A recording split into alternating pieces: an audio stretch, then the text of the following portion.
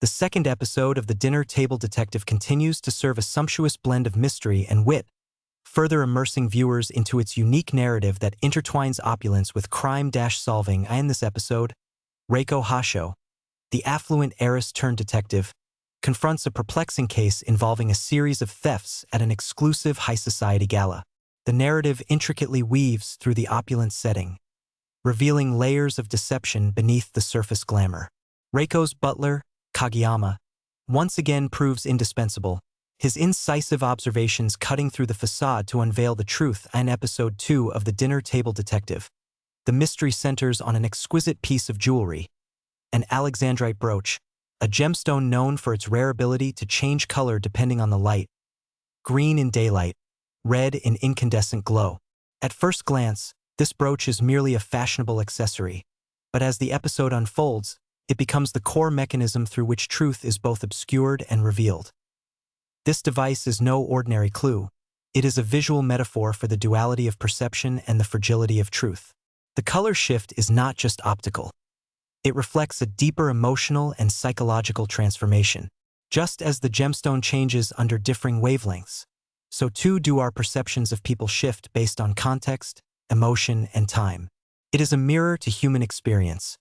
Truth is not fixed, it morphs with perspective. When Reiko and Kageyama realize that Hinako's brooch changed colors during the evening party, the revelation is subtle yet devastating. The green it appeared under the gallery lights was not its true hue.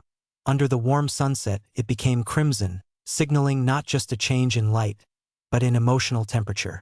In that moment, the entire room reconfigures around this detail. What was once overlooked now becomes glaringly obvious. And this transition isn't just about solving the case. It's about understanding people through the right emotional lens.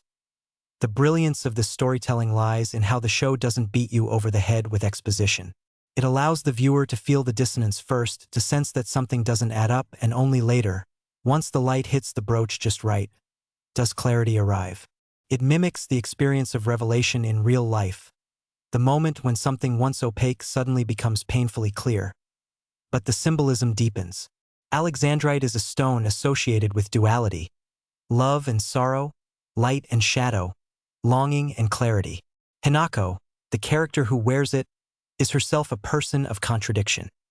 Emotionally expressive in design, a budding jewelry artist, yet emotionally repressed in love.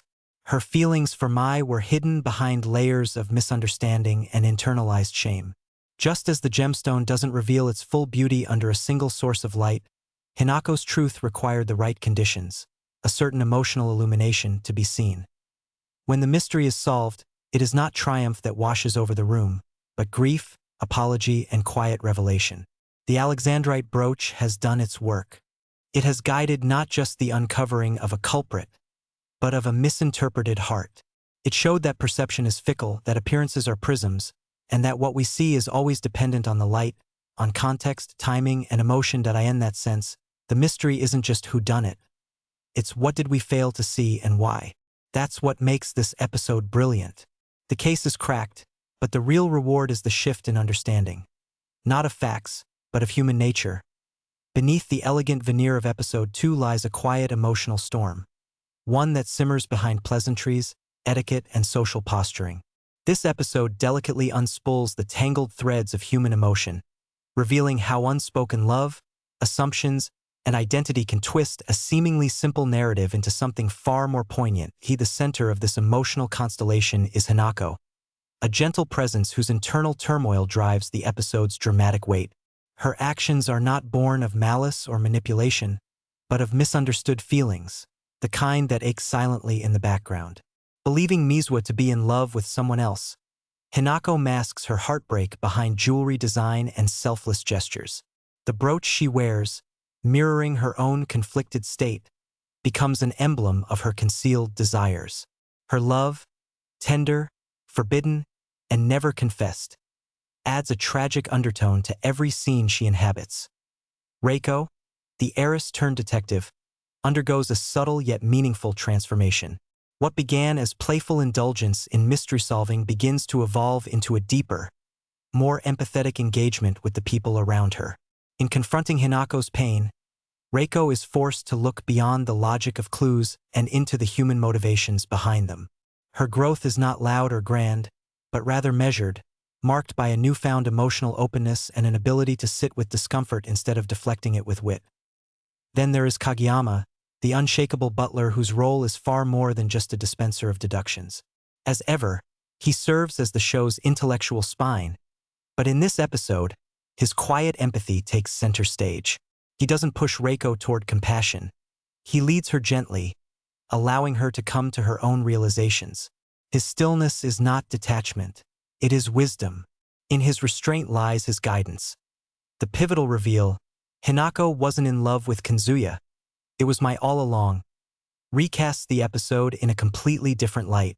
What initially seemed like a conventional love triangle is transformed into a meditation on misdirected affection, suppressed identity, and the aching loneliness of unacknowledged queerness. The narrative doesn't sensationalize this revelation. It honors it with quiet, reflective space, allowing the viewer to feel the weight of what Hinako could never say aloud. In this way, Episode 2 becomes more than a mystery to be solved. It is a study in emotional misrecognition, of how assumptions and silence can distort reality more than lies ever could. And in its softest moments, it reminds us that the greatest mysteries often reside not in who did what, but in why we feel what we feel and why we sometimes can't say it. Episode 2 isn't just a mystery, it's a psychological exorcism. The reveal is less about the who and more about the why. Every character is peeling off a mask, often reluctantly.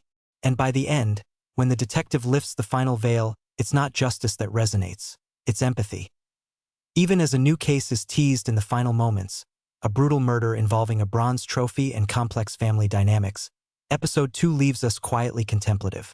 We've witnessed not just a mystery solved, but a soul uncovered.